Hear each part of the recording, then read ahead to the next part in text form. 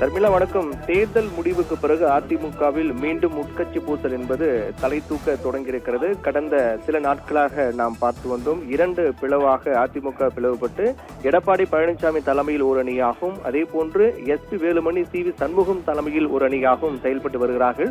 இதனுடைய உச்சகட்டம் என்னவென்றால், தமிழக நம்பிக்கை வாக்கெடுப்பு, அதாவது தற்போதைய அரசின் மீதான நம்பிக்கை வாக்கெடுப்பின் போது எஸ்.பி. வேலுமணி, சி.வி. சண்முகம் தரப்பில் 25 சட்டமன்ற உறுப்பினர்கள் தமிழக வெற்றி கழகம் தற்போதைய அரசுக்கு ஆதரவாக வாக்களித்தார்கள்.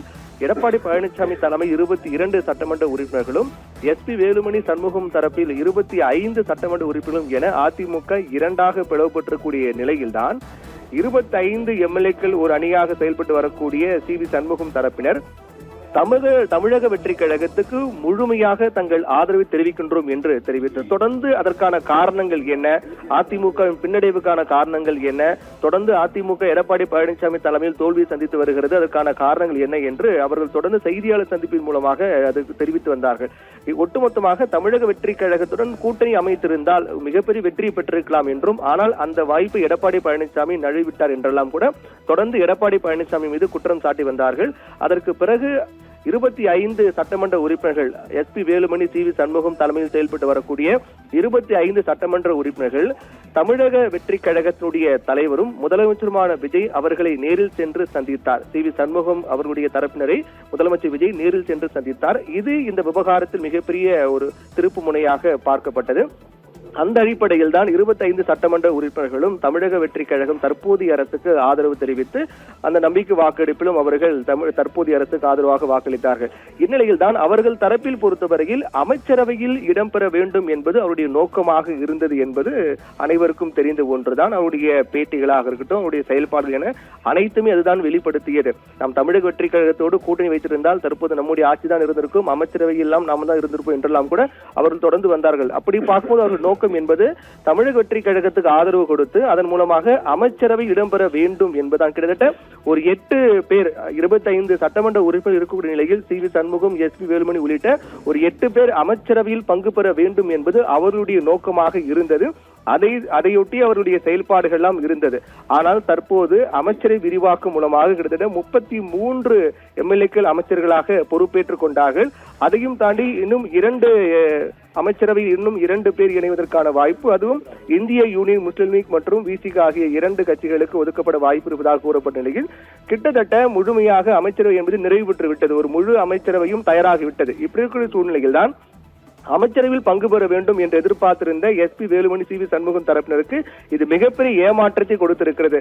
இதனால் அதிமுகவில் எடப்பாடி பழனிசாமி தலைமையும் நாம் கடுமையாக விமர்சித்து விட்டு எதிர்த்து விட்டு அதிமுகவை பிளவுபடுத்தி 2ஆக பிரித்து அதன் மூலமாக நாம் தனி அணியாக இருக்கின்றோம். தாவேகாவை நம்பி சென்றோம், அவர்களும் அமைச்சரவையில் இடம் கொடுக்கவில்லை. தாவேகாவும் நம்மளை கைவிட்டு விட்டது. எடப்பாடி பழனிசாமியிடம் நாம் சண்டை போட்டு தனியாக வந்துவிட்டோம். தற்போது என்ன செய்வது என்று தெரியாமல் தனியாக நிற்கக்கூடிய நிலைதான் எஸ்.பி. வேலுமணி, சி.வி. சண்முகம் தரப்பினருக்கு ஏற்பட்டிருப்பதை பார்க்கின்றோம். ஆனால் எடப்பாடி பழனிசாமி பொறுத்தவரை மிக தீவிரமாக செயல்பட்டு வருகிறார். அதாவது இவர்களுடைய நடவடிக்கை என்பது கட்சியினுடைய அதிமுக கொறடா உத்தரவுக்கு எதிராக செயல்பட்டிருக்கிறார்கள். அதனால் அவர்கள் மீது கட்சி தாவல் தடை சட்டத்தின் கீழ் நடவடிக்கை எடுக்க வேண்டும் என்று சட்டப்பேரவை செயலாளரிடம் எடப்பாடி பழனிசாமி தரப்பினர், குறிப்பாக அக்ரி கிருஷ்ணமூர்த்தி, தலாய் சுந்தரம் ஆகியோரெல்லாம் மனு கொடுத்திருக்கிறார்கள், கடிதம் கொடுத்திருக்கிறார்கள். அதாவது கட்சியினுடைய தலைமையின் உத்தரவுக்கு எதிராகவும் கொறடாவின் உத்தரவு மீறி செயல்பட்டிருக்கக்கூடிய காரணத்தால் அவர்களை கட்சி தாவல் தடை சட்டத்தின் கீழ் தகுதி நீக்கம் செய்ய வேண்டும் என்று எடப்பாடி பழனிசாமி தீவிரமாக காய் நகர்த்துகளை மேற்கொண்டு வருகின்றார். தற்போது முடிவு என்பது சபாநாயகர் வசம்தான் இருக்கிறது என்று இருந்தாலும் கூட சி.வி. சண்முகம் தரப்பினை பொறுத்தவரையில் தற்போதைய முதலமைச்சரும் தமிழக வெற்றி கழகத்தினுடைய தலைவருமான விஜயை நம்பி சென்றோம், ஆனால் அமைச்சருக்கு இடம் கொடுக்கவில்லை என்பது மிகப்பெரிய ஏமாற்றம். அதே போன்று எடப்பாடி பழனிசாமியும் பகைத்துக் கொண்டு தற்போது தனியாக நிற்கின்றோம் என்ற நிலையில் தான் அவர்கள் இருக்கிறார்கள். இதனால் மீண்டும் எடப்பாடி பழனிசாமியுடைய தலைமையின் கீழ் செயல்பட ஒன்றுபட்டு செயல்படும் என்ற முடிவுக்கு சி.வி. சண்முகம், எஸ்.பி. வேலுமணி தரப்பினர் வந்திருப்பதாகவும் கூறப்படுகிறது. அதை சார்ந்த அடுத்த நடவடிக்கைகளும் அவர்கள் மேற்கொள்வார்கள் என்றும் எதிர்பார்க்கப்படுகிறது. இப்படிப்பட்ட நிலையில் தான் அடுத்த கட்டமாக எஸ்.பி. வேலுமணி தரப்பினர் எடப்பாடி பழனிசாமியிடம் சமாதானம் பேசுவதற்கான நடவடிக்கை தொடங்கி இருக்கிறார்கள். இந்த சமாதான நடவடிக்கை என்பது அவர்களுக்கு எந்த அளவுக்கு கைகூடும்?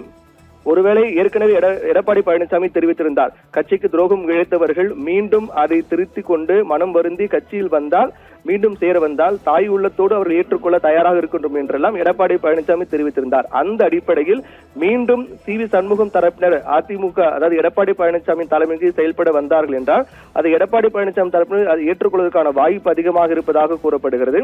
ஏற்கனவே சபாநாயகர் என்ன முடிவெடுக்க போகிறார் என்பது மிகப்பெரிய எதிர்பார்ப்பு ஏற்படுத்தியிருக்கிறது.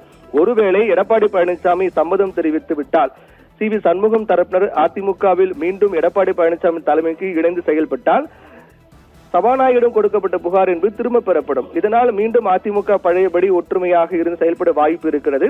தற்போது எடப்பாடி பழனிசாமி என்ன முடிவெடுக்க போகிறார் என்பதும் ஒரு கேள்விக்குறியாக தான் இருக்கின்றது. சி.வி. சண்முகம் தரப்பினர் மீண்டும் எடப்பாடி பழனிசாமி இணைந்து பயணிக்கலாம், செயல்படலாம் என்ற முடிவுக்கு வந்திருப்பதாகவும் அதற்கான பேச்சுவார்த்தைகளும் தீவிரமாக மேற்கொள்ளப்பட்டு வருவதாக கூறப்படுகிறது. இதனுடைய முடிவுகள் என்னவாக இருக்க போகுது? மீண்டும் அவர்கள் ஒன்றுபட்ட அதிமுக செயல்பட போகிறார்களா? அது எடப்பாடி பழனிசாமி கொடுத்த சபாநாயகரிடம் கொடுக்கப்பட்ட அந்த மனு அவர்களை தகுதி நீக்கம் செய்ய வேண்டும் என்ற அந்த புகார் மனு மீது நடவடிக்கை எடுக்க வேண்டும் என்று அழுத்தம் கொடுக்க போறாரா? சபாநாயகர் முடிவெடுக்காவிட்டால் நீதிமன்றம் செல்ல போகிறாரா? அல்லது சமாதானமாக போகலாம் என்று சி.வி. சண்முகம் தரப்பு வரும்போது அது ஏற்றுக்கொள்ள போகிறாரா என்பதெல்லாம் பொறுத்திருந்தான் பார்க்க வேண்டும். ஷர்மிளா.